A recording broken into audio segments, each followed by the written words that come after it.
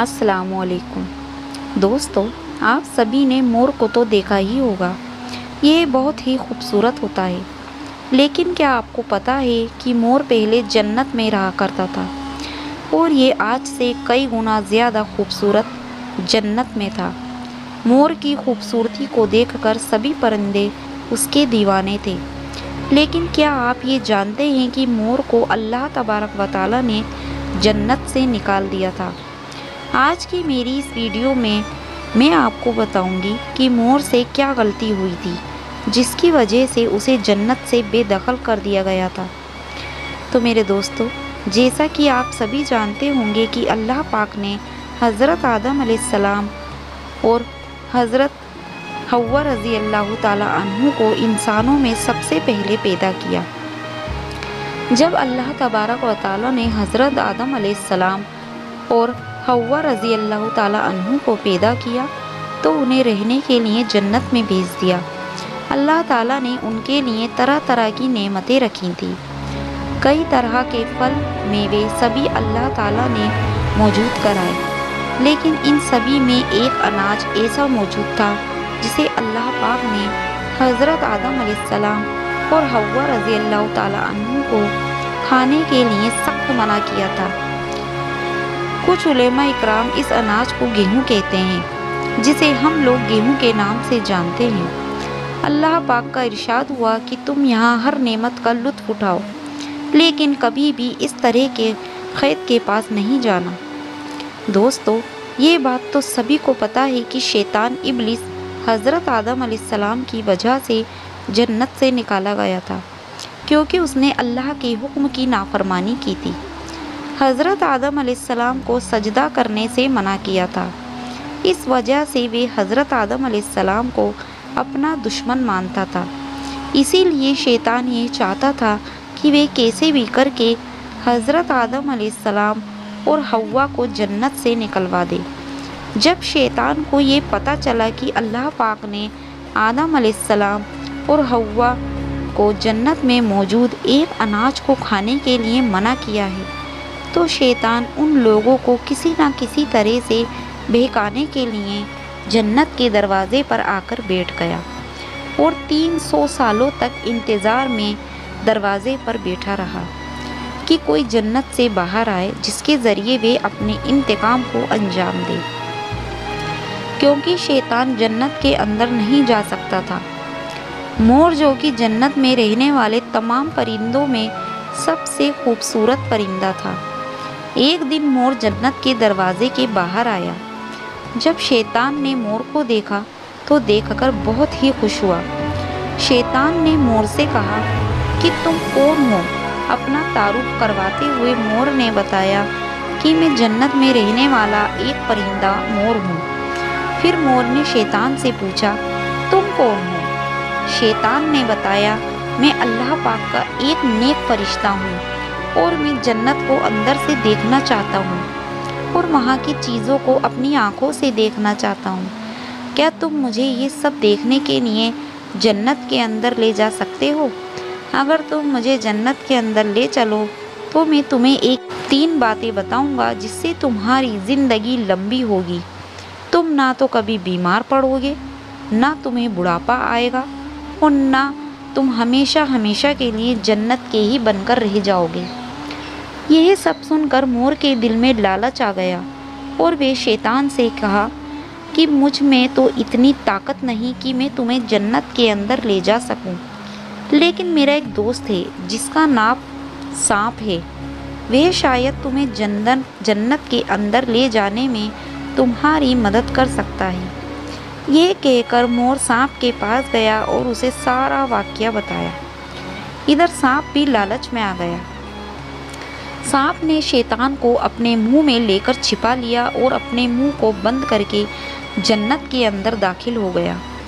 جنت کے اندر جتنے بھی نگرانی رکھنے والے تھے ان سبھی کو یہ پتہ چل چکا تھا کہ یہ مکاری کر رہا ہے اور جنت کے اندر داخل ہو چکا ہے۔ ساتھ ہی فرشتوں کو بھی اس بارے میں پتہ چل گیا۔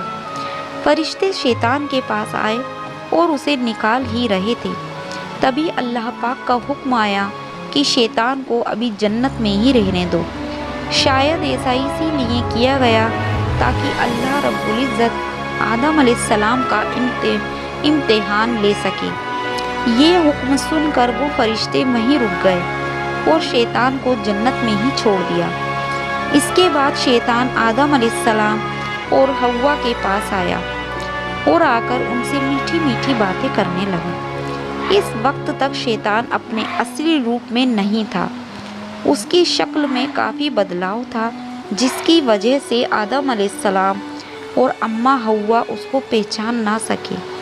उसके बाद शैतान आदम अलैहिस्सलाम और अम्मा हव्वा से कहता कि आप दोनों को जन्नत में रहता देख मुझे बहुत खुशी होती है और मैं चाहता हूँ कि आप दोनों हमेशा इसी तरह जन्नत में रहते रहें। साथ ही में अगर आप मेरी एक बात मान ले तो आपको इस जन्नत की और भी नेमतें और ऐशो आराम मिलेंगे।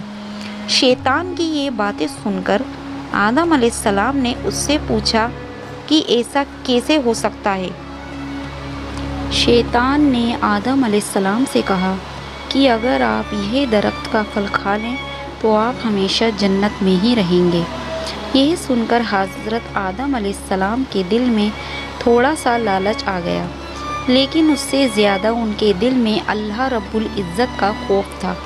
उन्होंने सोचा कि मेरे खुदा ने जिस चीज़ को खाने से मना किया उसे खाकर मैं उसकी नाफरमानी नहीं करूँगा। लेकिन अम्मा हव्वा शैतान की बातों में पूरी तरह से आ चुकी थी और उन्होंने आदम अलैहिस्सलाम को भी इस बात के लिए राज़ी कर लिया।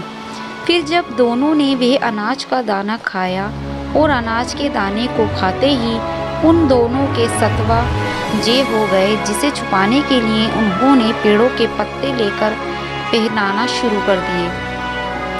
इससे पहले अम्मा हव्वा और आदम अलैहिस्सलाम के जिस्म की बनावट ऐसी थी जिसे उन्हें जन्नत में रहने में शर्म महसूस नहीं होती थी, लेकिन इस तरह अनाज को खाने के बाद उन्हें शर्म महसूस होने लगी और तभी उन लोगों को अल्लाह पाक का खौफ आ गया और अल्लाह के डर से दोनों ही कांपने लगे।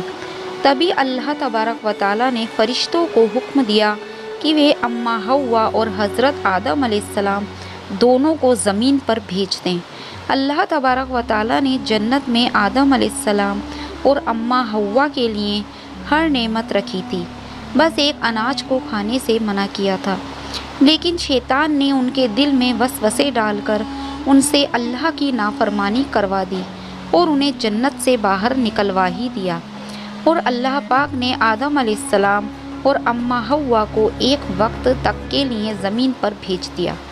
अल्लाह तबारक व तआला ने आदम अलैहिस्सलाम और अम्मा हव्वा को अलग अलग जगहों पर उतारा। आदम अलैहिस्सलाम को श्रीलंका के करीब उतारा गया और अम्मा हव्वा को जद्दा के करीब उतारा गया।